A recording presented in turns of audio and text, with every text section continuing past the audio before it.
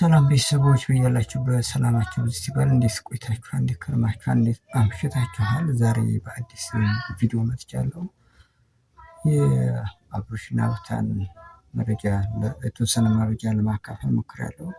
አሁን እንግዲህ ሄርሜንም አግኝቷት ነበር። ነገር ግን በጣም በሚያሳዝን ሁኔታ በመተት አጃጃለው ወንድሙ ሳይቀር ሩታና ኤፍሬም እንደፈከሩት ልጁን ራሱ መናገር እስከማይችል ድረስ በዚህ ልክ እንዲህ ማድረግ ተገቢ አይደለም።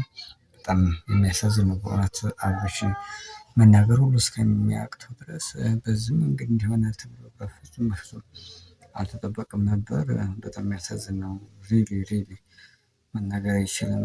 ምን መሆን እንዳለበት ሁሉ በሚያሳዝን ሁኔታ እንዲህ መተት በእውነት ወንድሙ እሷስ ሩታስ ኦኬ ታደርገው ወንድሙ በዚህ መንገድ ድንዝዝ ፍዝዝ ብሎ በአላህ ሱብሃንአላህ በጣም ያሳዝን።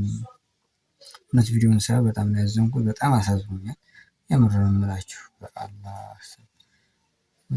አብርሽ እንደዚህ ይሆናል ተብሎ አልተጠበቀም ነበር። በጣም የሚያሳዝን ነው። ወንድሙ በዚህ ልክ መሆን አለበት ብዬ አላስብም። ሄርሜም ጭራሽ ሲታይ ምን ያክል እንደደነዘዘ ማውራትም ምንም ማለት ማልቀስ ብቻ ሆኗል። እሱ ስራ ታሪክ ሰሩት። ታሪክ ነው በእውነት የተሰራችው። ሄርሜ ልጁን ታሪክ ነው የሰሩት። ወንድሙ ኤፍሬም እና ሩታ ታሪክ ሰርተውታል። በፍዝዝ ድንገት መተት በዚህ ልክ በወንድሙ ላይ እንዲህ ሊያደርግ ይችላል። በጣም የሚያሳዝን ነው። በመተት አደንዝዘውታል። ምንም መናገር ምንም ጭራሽ ባላንስ ራሱን ጭራሽ አልቻለም። በሚያሳዝን ሁኔታ ወንድሙ በዚህ ልክ ማድረግ አለበት ብዬ አላስብም። በጣም ነው ያዘንኩት።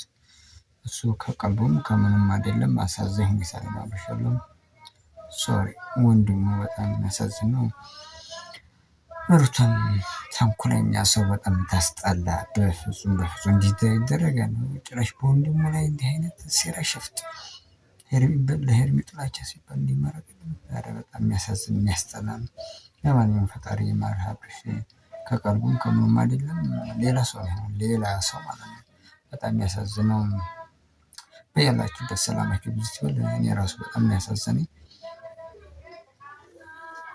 እውነት ለመናገር አሳዛኝ ታሪክ ነው የተሰራው።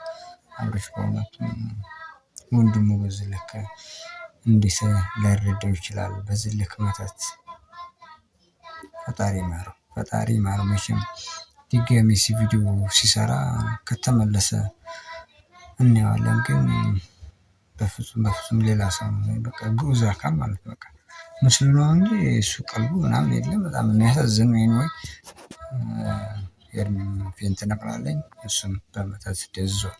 መቻችሁ